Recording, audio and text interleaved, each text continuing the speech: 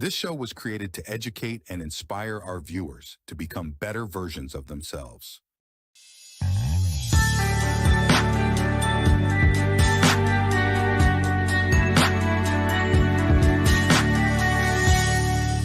All right, it's time for the Power Hour, and on this segment, I have someone joining me, and it was very, let's say, how did we meet? It was very interesting on how we met through a friend. Let's just jump right into it. We're just going to jump right into it. Ladies and gentlemen, please welcome Miss Jenny Glick. Jenny, how are you? I'm fantastic. I'm so excited to be here, Larry. And we just met recently because you were sitting on an airplane next to I call her my book doula. I'm writing a book. Right. And she told me about you. She texted me when she got off the plane. So I followed you on Instagram. You got back. We connected really quickly and then had a great conversation on the phone. And it just seemed like a no-brainer to have a conversation with your amazing audience because you're so committed to health and wellness and empowering people, which has been what I've been doing in the relationship, marriage, sex world for 20 plus years now. And so we thought we'd just come here and hopefully give you all so much value so that you can have really enriched relationships with yourself and with those you love. So that's how we met.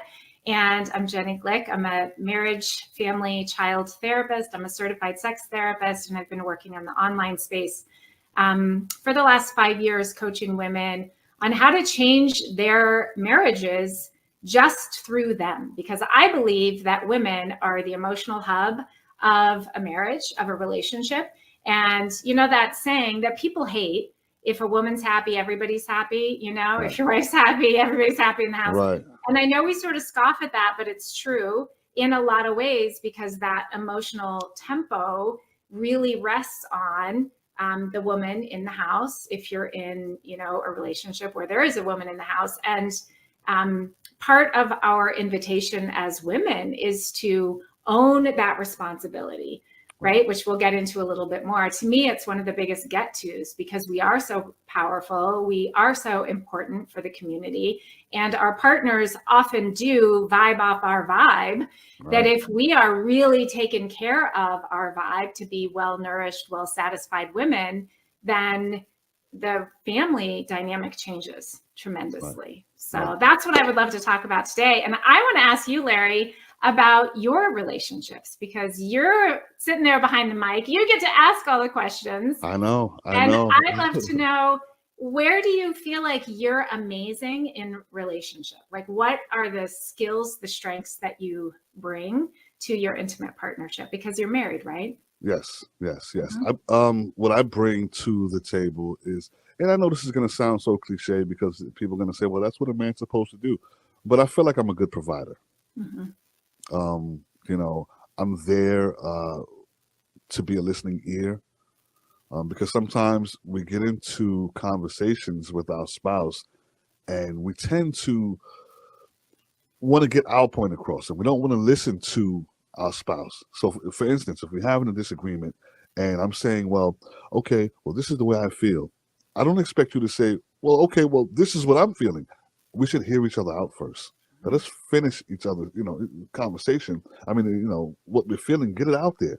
And then you can, you know, it has to be, put it this way, the dialogue has to be there. Mm-hmm. The conversation has to be there.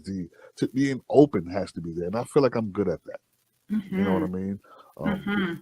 That communication is key to everything. Mm-hmm.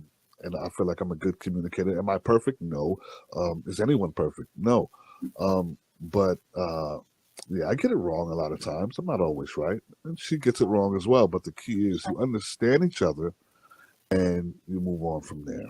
Yeah, it's so beautiful. And part of what I think sometimes men don't realize when they are good providers and good communicators, that you're establishing and bringing safety, which is what a lot of women, if you're in a heterosexual relationship, what a lot of women want is safety.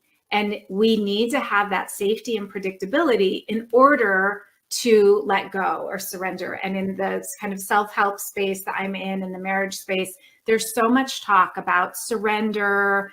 And if you don't have a container to surrender to, right? Then a woman's not going to want to surrender, because it's like, what's behind me, right? Yeah. Where's the pillar of strength, of trusting that my man is a provider in whatever way that means, whether that's financially, tending to the children, the home, the meals, whatever it is, but that steadiness, right? Which I think in our perfect roles, when you are able to really embody that, if that feels really good for you, then your woman can feel like she's held, right? And then she can surrender more and more.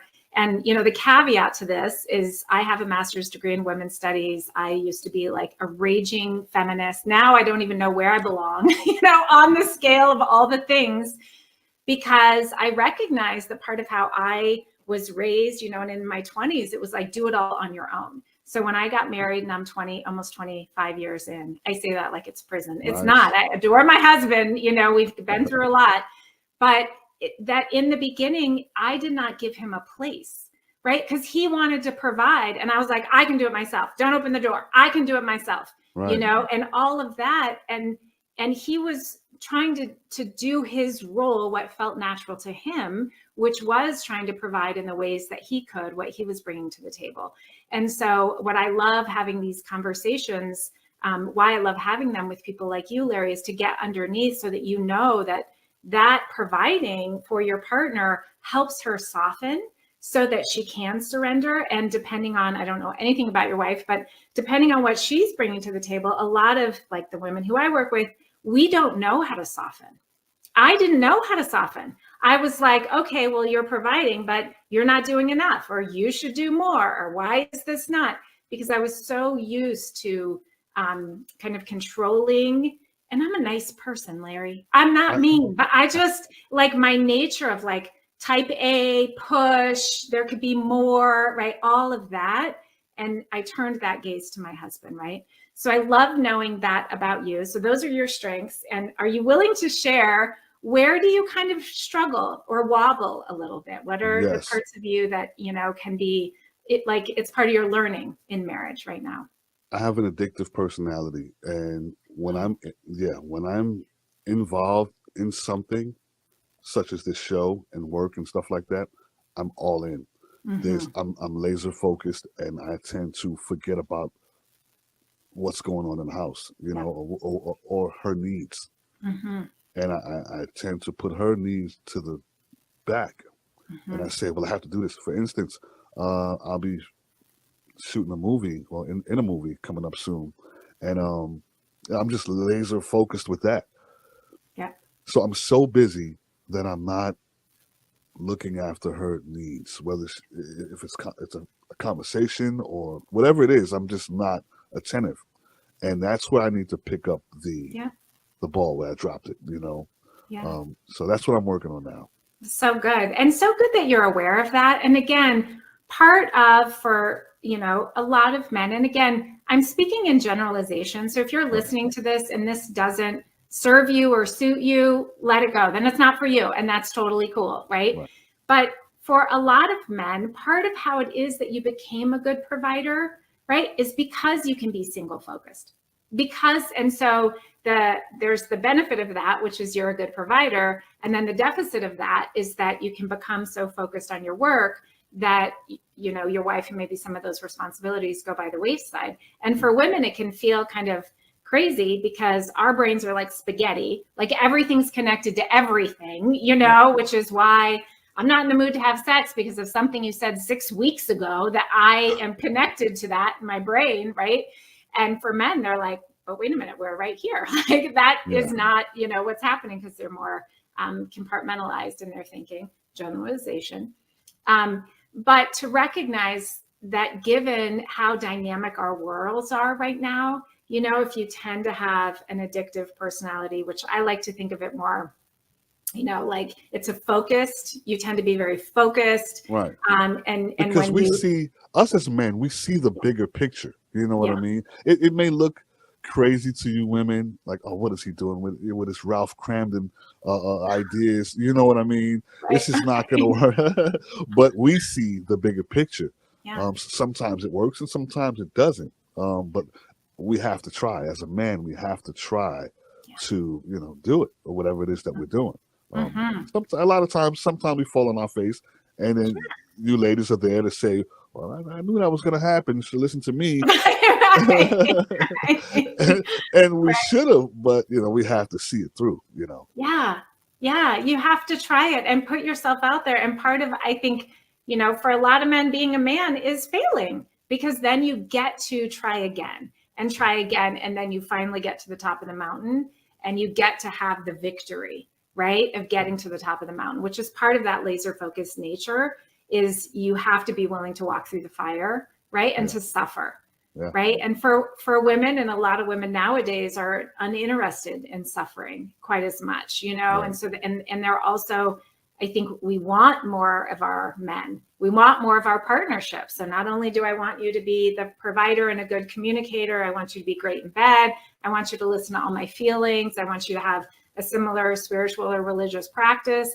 I want us to eat the same kind of diet. I want you to be listening to all the podcasts and the books that I give you. There's a whole lot that we're expecting that wasn't around 40 or 50 years ago. And I think that we're not growing at the same pace. It's hard for us to always connect and understand. And so it is calling us to be really curious. And it sounds like you're really curious about yourself and how it is that you show up and why it is you do this show. And I assume that you're probably pretty curious about your wife too. Yeah. I mean, she's wonderful. You know what I mean? She really is wonderful. She's not perfect, but she's perfect for me. Yeah. You know what I mean? Right. So, I don't want to say anything because she'll watch this and say, well, why'd you say that? Why'd you say that? Why'd you say that? Is that what you really think of? So totally. Yeah. And if you're watching this, please forgive me. I am under the weather. Well, and one of the things I like to think of in terms of relationship is that one person can change a marriage. It takes one person being really committed to themselves. That doesn't mean that one person is going to keep you married, right? Like if I do all my work and I'm married to someone who's just not a good fit or has their own stuff, I might do my work, right, and come into my fullness and decide to leave, which is perfectly fine in my world. Like we're all on our own journey and path, but we tend to see our relationship as we are, right? So you are, by definition, biased about your wife. I'm biased about my husband because I see him as I am, right? And I tend to be tidy and really organized. So I see the places where he's not tidy and organized, right? Or where he forgets, because that's where I can be hard on myself. So then I'm hard on him, right? And so when we recognize that we see our partner not as they are, but as we are, then we can have a little bit of grace, right? For them and for us, which is what I think this time in our world, we're all being called to have more grace for ourselves and for someone who seems like the other, right? Because of their background, their affiliation, their political stance, whatever it might be. And the more that we can embody and practice that grace with each other, and I believe firmly that it starts in relationship. If I can't do it with myself and with my partner, I can't do it in the political sphere anywhere else, right? Right. Yeah. Now, what do you say to this? A lot of women nowadays, they want to be strong, and there's nothing wrong with that. They want to be independent, but still want the husband, the spouse, and I don't quite get that. How could you say I want to be independent? I want my independence. You don't need a man, or whatever the case is. I mean, how should that man feel? I mean, I know how I would feel. Yeah. But coming from your standpoint, what do you think? What do you think about that? Yeah, I think it's part of the impossible situation of marriage right now, and why it is that we're still at something like 55-60% of marriages people divorce. And that's for a lot of reasons, and I'm not here to argue the benefits of marriage. It's an antiquated container in a lot of ways. We live longer than we used to. I mean, there's so many things. We're way more connected. So the opportunity to step out of that marriage, right now the stats are something like 70% of people who are in long-term heterosexual committed partnership will have an affair, but that's affair defined very broadly, anything from like texting someone to actually meeting them in a hotel room, right? So it's quite broad.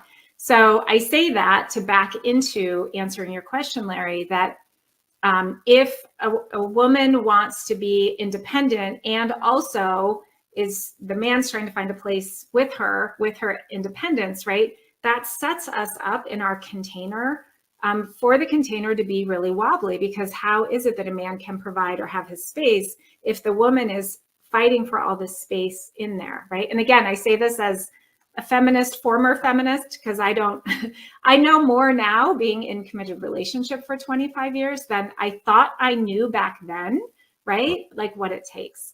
And so part of it that I think is really important is knowing what's under the independence. So if a woman says, I want to be independent, like, what is that about? Right? Like, what's underneath that? Is it about freedom? Is it about money? Is it about time? Is it what's under there? Because that's is it about having your cake and eating it too? And maybe that's okay. Like, does she want to be a queen? Great. Then get really clear to negotiate that queendom that you want, and then your man gets to decide. Right? Because ultimately we're in the long-term business relationship with each other, right? And sleeping together. So if we're not clear about it, then how is it that our partner can provide for us? And how is it that we can make asks lifting him up if we want to stay in the relationship rather than putting him down? A lot of women, we try to teach men by being critical or by emotionally castrating them, which is a really strong word, but I've worked with women for 20 years and I see this, and I did this. I just finished writing a chapter in my book about castrating men. And I think it's part of how this kind of movement, it's dangerous sort of to even talk about this. I can feel myself like, oh my gosh, women are not going to be happy with this. And when I talk about this on social media, it's not the men who get mad at me, it's the women. Right. It's women. I've never had a man write or say something unkind to me. I get messages from men all the time saying, I loved your post. I loved what you said.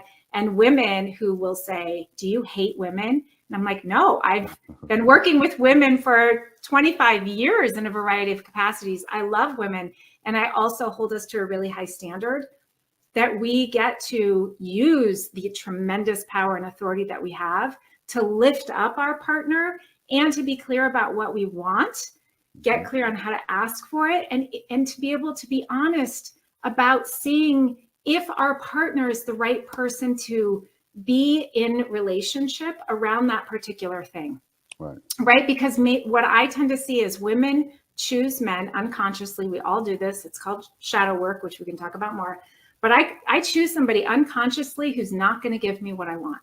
And then I end up being in a tug of war with them for decades because they're not giving me what I want, even though they can't, right? Like they can't. I chose someone. I've worked with women who say, I hate smokers. My husband smokes. I hate it. I said, when did he start smoking? Before we got married. Mikey, you chose somebody who, smokes. Yeah. Nonetheless. And if you're watching this and you're like, yeah, but my husband's doing a thing and he didn't do it when we first got married, right? Part of the joy of being in human bodies, like we're here to experience difference. Yeah. And so by definition, 98% of people who get married will go through conflict and struggle.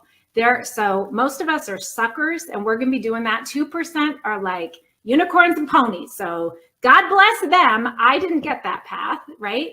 And so our invitation here is to start really pulling the veil back to take 100% accountability, not blame, and not that your partner has no responsibility. Each person is 100% accountable. So how am I 100% accountable for finding myself in this relationship with this person? And am I, you said addiction earlier, that you can get addicted and be really focused. Right. I think so many women are addicted to suffering, are addicted to hustling and struggling. And if you're not sure if you're addicted to that, notice what you think about, notice what you're feeling, notice what you're saying, notice what you're doing, right? And if you're thinking, he's not enough, this isn't enough, Why is it always like this? If you're in that thinking, feeling, doing, believing pattern, then that's a kind of addiction, right? And our culture really sets us up for a lot of anxiety and being addicted to scarcity and being in that space. So then in comes your partner and you're running that script, right? And the guy doesn't have a chance, right? Like that's, and so, you know, my kind of foundational work that I feel so excited about is helping women really notice that script that they're running and get sober to that script. And there's nothing wrong with it. There's nothing bad about it, but it's going to give you a particular B-list movie, right? As long as you run that. And if you want a different movie, then you got to shift into another script, right? That was a very long-winded answer. I love it. Yeah, you answered it 100%, 100%. What else I wanted to ask you? And for our viewers, like you said, we're not bashing any women, any men. We're just shedding light on situations here that we all go through. You know what I mean? We all have some curiosities here and there. What about a woman who doesn't have an income, meets a guy, he's the sole provider, and along their journey, she becomes financially well off, you know, takes the lead, so to speak, financially. And then she wants to down him, you know, oh, you're not making enough. And I think I want to move on and it's just not right. I mean, that happens in life. Oh, yeah. Especially right now. I think the stats are about 45% of heterosexual cisgendered couples married in the US, the woman makes more money than the man. So it's starting to creep. It's about 50-50 right now. And so it's not uncommon. That's been the case in my relationship. My husband and I were more on par. And since I've, you know, been an entrepreneur the last 10 years, I have far outpaced him. And again, this is where grace and compassion and curiosity and being awake to expectations, being clear about boundaries. We're terrible communicators, right? As humans, like we're just not good about recognizing desires and then speaking them without complaint, right? And if you don't know what your desire is, look at your complaint. So if you complain that your husband isn't making enough money, there's a desire for something, right? And it's maybe not money, right? It may be that there's a desire that, you know, what I sometimes hear is if the woman makes more money, then she feels like he's not treating her. Like if they go on vacation, it's like, well, it's my money, you know, like he has to use my money to pay for the trip that he's buying me, but it's my money, right? So there's this emotional stickiness that happens there. And what she wants is maybe not so much the money. She wants the experience of being taken care of, right? She wants the experience of being a queen, right?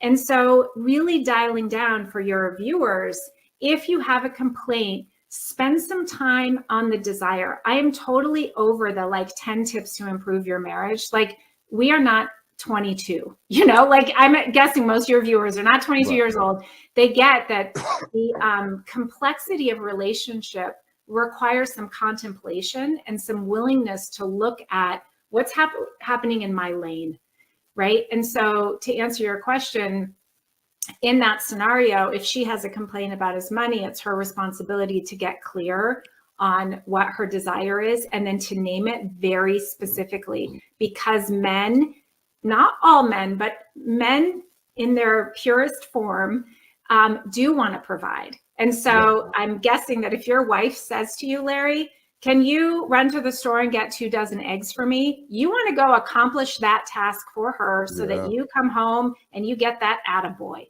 right? Because you want a green light. You want that green light saying, I did the thing. I climbed the mountain for my woman, you know, and it's a simple thing, but you need that kind of clarity. And women, I hear them get really annoyed. Like, well, I want flowers, but I don't want to have to ask him to get me flowers. And if I ask him to get me flowers and then he gets me flowers, then they don't mean anything. And I'm like, girl, do not set that trap. That is not fair, right? I think a lot of women expect us to be mind readers in some cases. Absolutely. And if you're not, then we believe, and I used to be this too, I believe that like we're not meant for each other because you can't read my mind. No, you're not telepathic.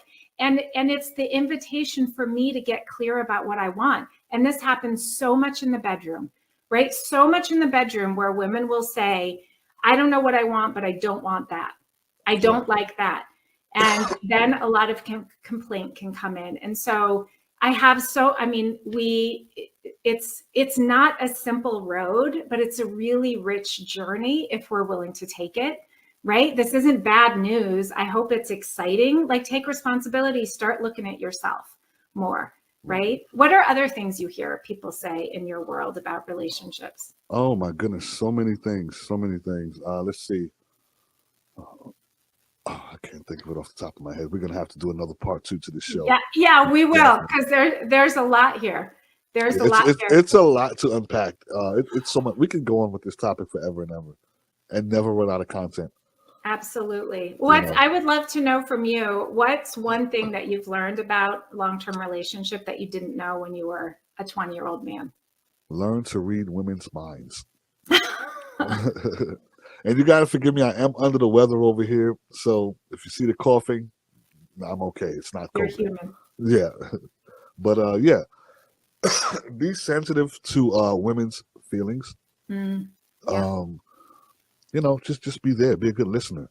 I've learned that. I used to, back then I would always want to get the last word, over talk, and want to be that dominant figure. Oh, what I say goes. And no, if we're traveling somewhere and I'm going in the wrong direction and she knows where we're going, she says, no, I think you should take the right at the fork in the road.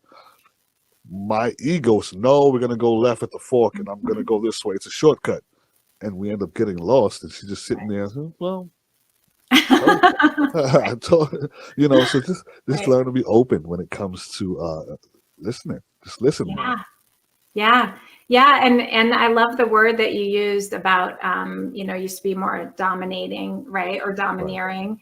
Right. And I think there's this fine line between domineering as a man in relationship or woman and leading, like taking the lead, being a leader, right? Really is looking out for the team, right? And has that humility to ask, right? And being domineering is like, it's my way or the highway. Or no way, right? And I used, in my 20s, I was like that. Yeah, sure. I was definitely like that. Oh, it's what I say, it's whatever it is. But then you grow up and you realize it's your way. It's nothing.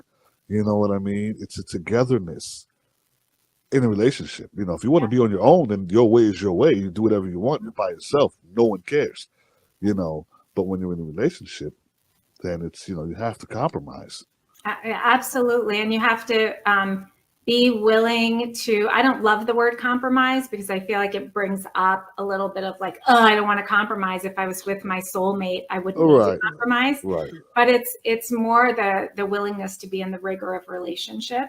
And part of that self-reflection is seeing where it is that one might be addicted to drama. And men and women can both be addicted to drama when you're addicted to wanting to be the domineering person. I have a little 10-minute free training that you can post in the show notes if you want, for any of your viewers to just start looking at am I addicted to drama in my relationship? And so I'm poking, and picking things up, either not listening for the directions, of my partner, or, complaining and criticizing, whatever it might be, because that's a clue that you have that kind of B-list script that you're bringing to your marriage. Right. Well, listen, it was awesome talking to you. Thank you.